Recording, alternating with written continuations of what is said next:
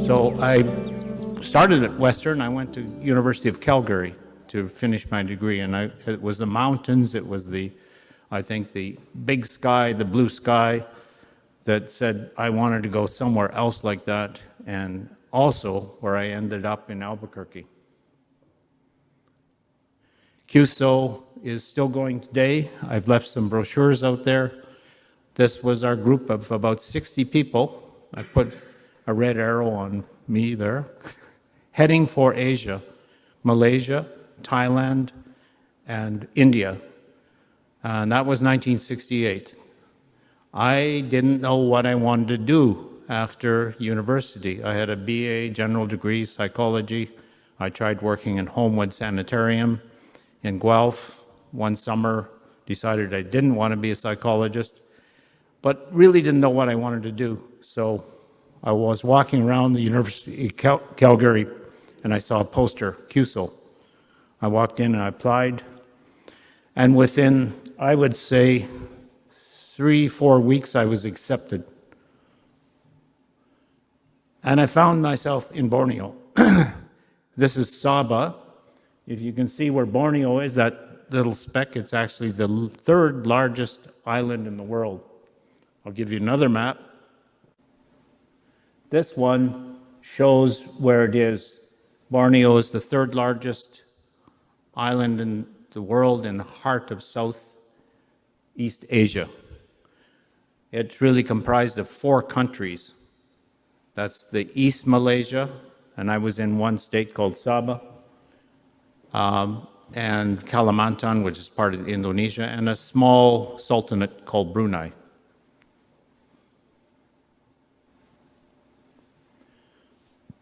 If you can see on the map, Kota Belud on the coast, near the coast, that's where I was stationed for my first 2 years. I did go back again as a field staff. I'm not talking much about that, but there's 2 chapters in my book about that. So I spent a total of 4 years in Sabah and traveling around Malaysia as a field staff for.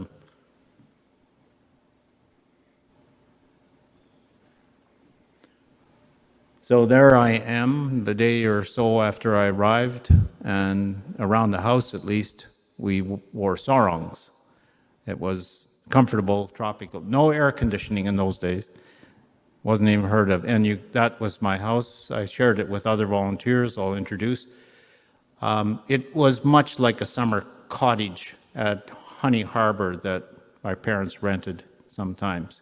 It was very comfortable. Public housing for civil servants. I was a teacher.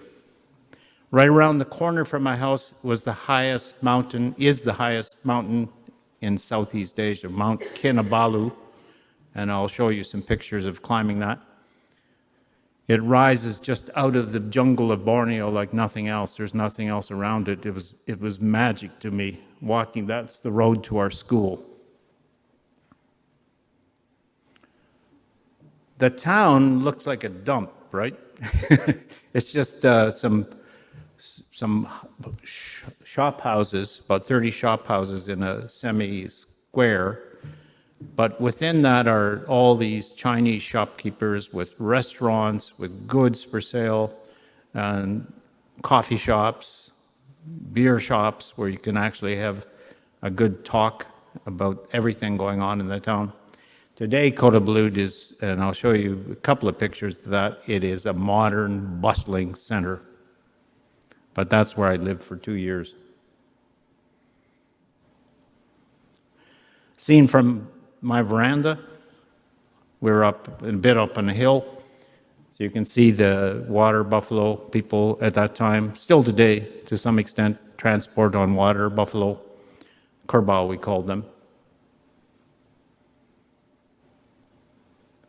Another shot from my house is the rice mill, humming all the time.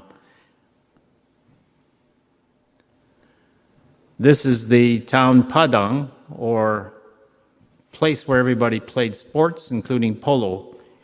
Sabah was British North Borneo, and there were a lot of the British sports and things remained in that country.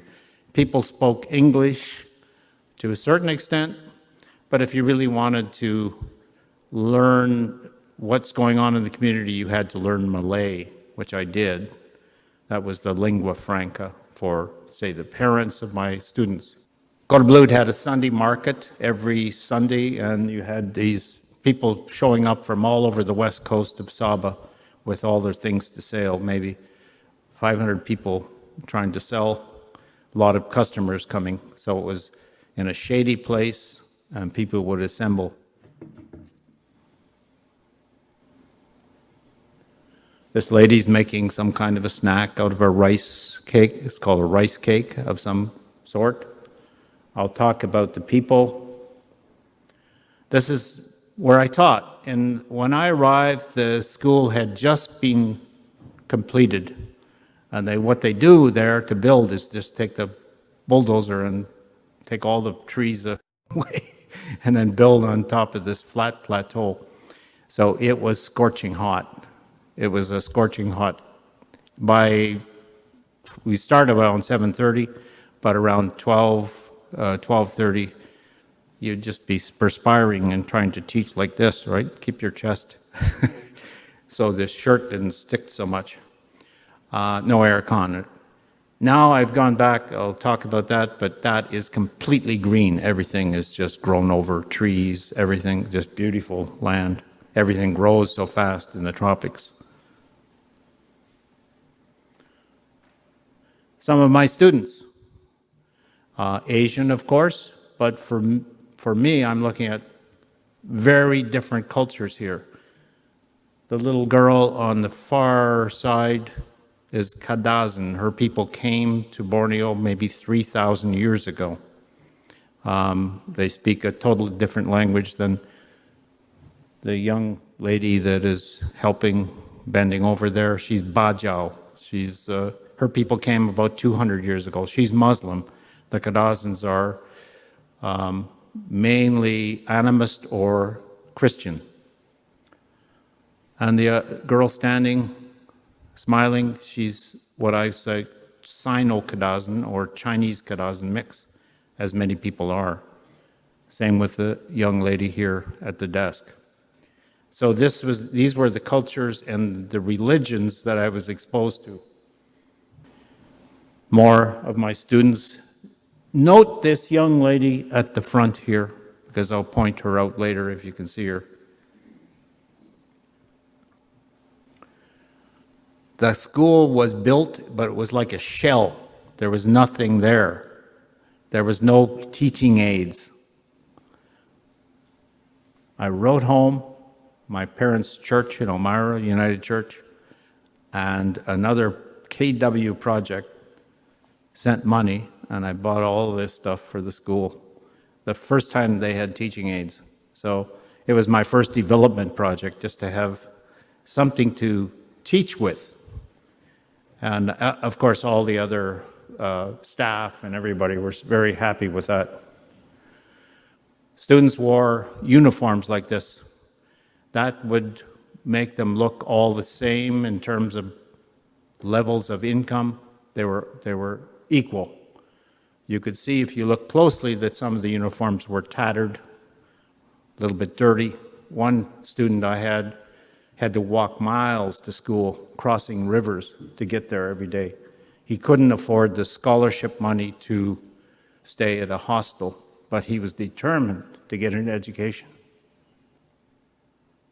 I traveled into what we call the Ulu, or the land far away from the sea, with my students to visit houses. I slept overnight in this kampong, this small village, where the roosters, of course, woke me up at 4:30, ate their tapioca balls and tea for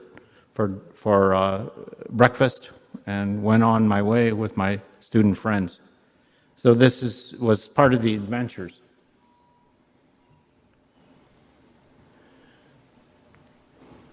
These are the people from that kampong, quite poor. They were Christian.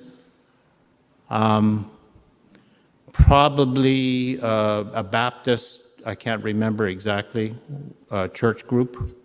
There were a lot of missionaries originally in Borneo during British times.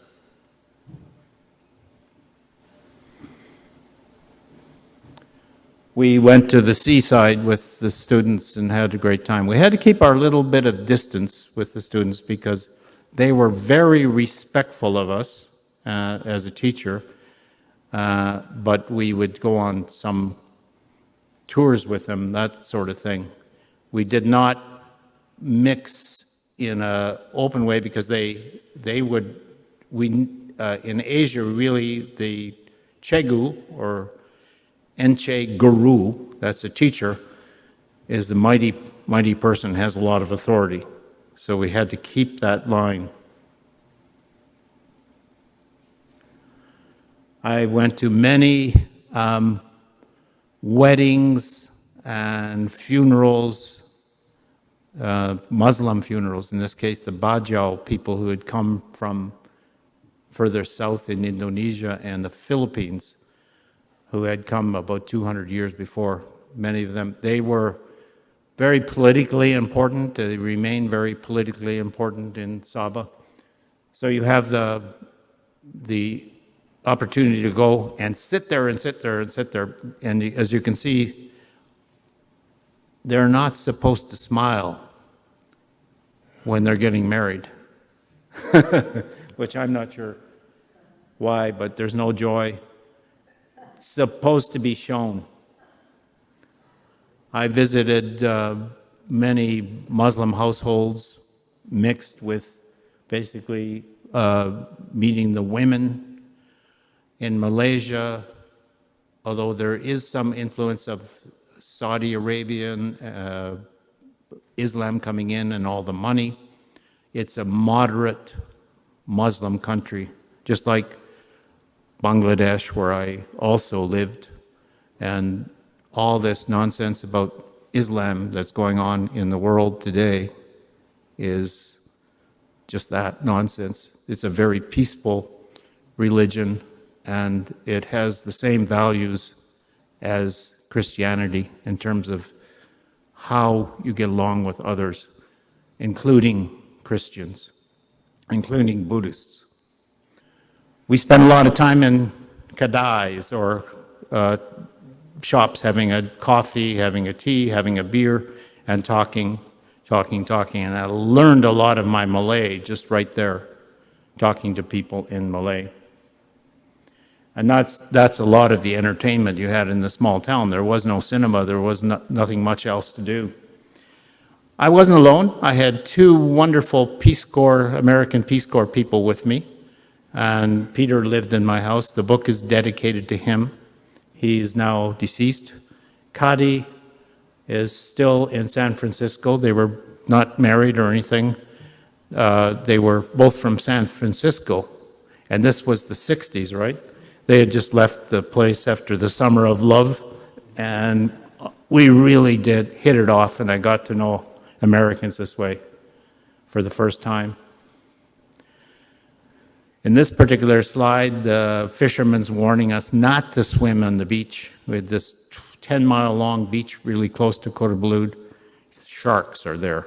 So we didn't really take his advice too seriously.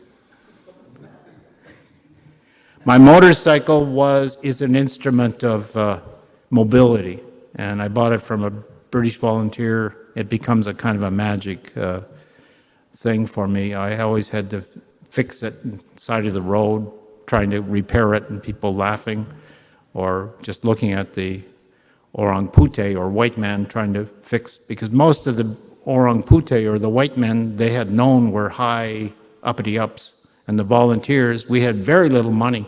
We had less than some of the civil servants. So we got really down in the ground with the people. But this was, for me, it was an essential thing. And then the mountain was right there always, Mount Kinabalu. I climbed it as did many people. Now many people are climbing it. And on the top, it is said, Kinabalu means the place where the dead go. So it's the spirits are up there. There's a story in the last chapter of my book on how it was desecrated recently. And the locals believe that caused earthquakes. And one of those donkey's ears broke off in that earthquake. You can see the donkey's ear. But from up there, you can see the whole of Sabah and the South China Sea all the way around. So it was really quite a wonderful view. This is where Peter moved to. My housemate, Peter, moved to 1 year and stayed in this kampong, Ayer, or water kampong, right, driven in stakes right off the south. And I'm pointing this out because that's not a girlfriend or anybody there, that's my mother. She came, and my father too, in 1970, during the last few months of my stay there. And by coming to Borneo, they honored me, they honored the people who I had gotten to know. So they're just, wonderful for doing that. They were going to Japan to Expo 70, and I said, you've got to come back, you've got to come down south. It's only 1,000 miles south. And they came. That's a dead dog that they found under the porch when I was driving my motorcycle. There's a story, I won't go into it. You have to read the book. I traveled, and I could only afford to travel because CUSO gave me the job of doing some documentary film of CUSO volunteers in East Malaysia, and that's where I became a filmmaker. And that's a longhouse. There's a sequence in my first film of the skulls when they were headhunters. A long time ago, 1900s, early 1900s, they stopped headhunting, but during the Second World War, the British said, go ahead, those are Japanese skulls.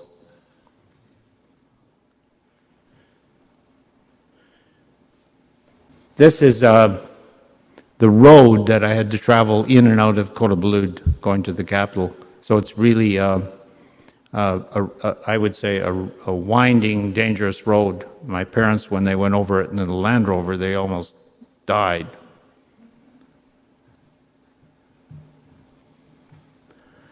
I left Sabah with my first film, The Process, in Tokyo, and I met my wife by chance.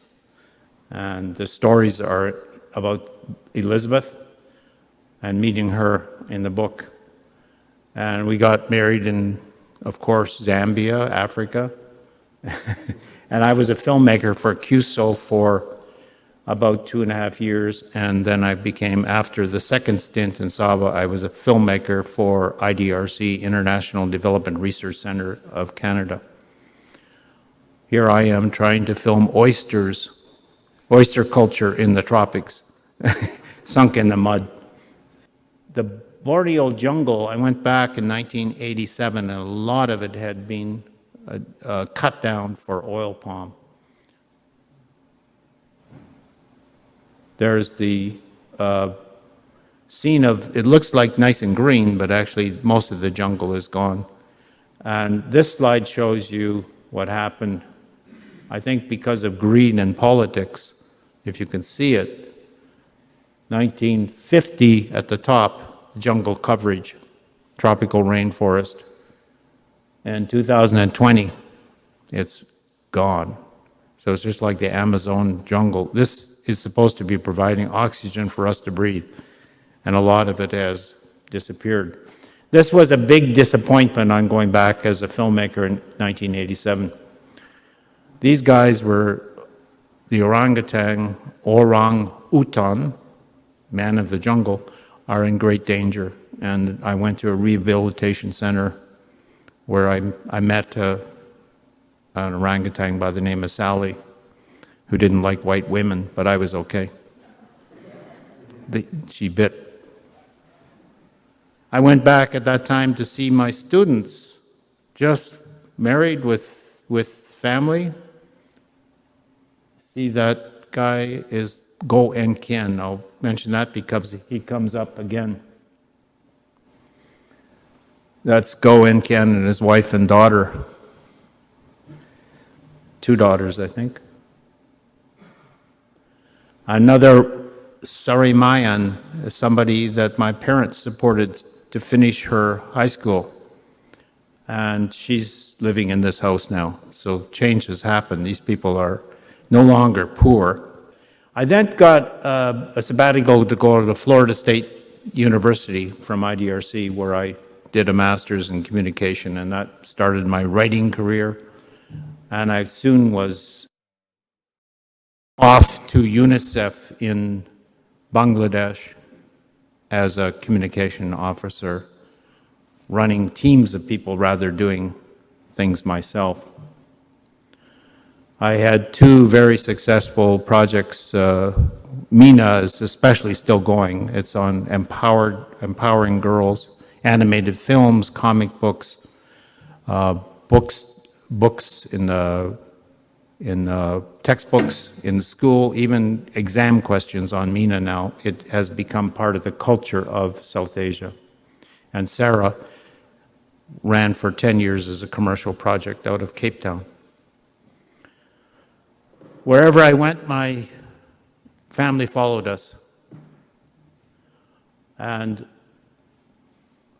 I then worked as a senior advisor of HIV/AIDS communication at Johns Hopkins University in both Baltimore and Moscow. And at that time, we went back and visited from Moscow. We actually flew to Saba, and our son, Derek, joined us. And we looked at all the changes had made. Now the mosque was huge. A lot of money poured into that. Now we went and spent New Year's Eve with the Karazin family, dancing, not drinking as much rice wine as the old days. I visited my old house. It was still standing. It's now gone. And that Go Enkien is there. I'll show you a picture. I went to the school and did a mock teaching session with my son and with Go Enkien. And we spent this great New Year's Day with this family. The next day, my students gathered, and these people had been really successful. Businessmen. That girl that is in the far side was Janisa, and she, at this time, was the chief for quality control of the Saba Civil Service. She was meticulous. She was a good student. A Muslim girl who really succeeded, and other ones were in the chief minister's office. One was a parliamentarian. So I think, and that You Can Go Home Again was that title of that chapter, and something worked. We contributed in some way. This is Go Enkien, the guy I pointed out at the beginning, as a young man in the group with his daughter in 1987, and right here in front of my house. So I have this continuity with this land and its people, which really comes off in the book. It's over 50 years of living and then visiting. And this book was delivered to Go Enkien a couple of months ago. So he's the first one to get a copy in Saba.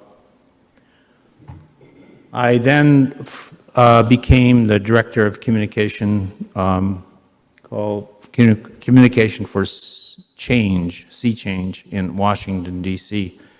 for 4 years.